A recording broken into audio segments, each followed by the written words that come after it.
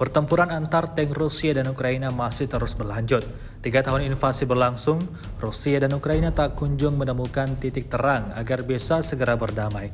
Baru-baru ini beredar sebuah rekaman di media sosial Telegram pada Selasa 10 September 2024. Dalam rekaman tersebut menunjukkan aksi saling serang antar tank Rusia dan Ukraina.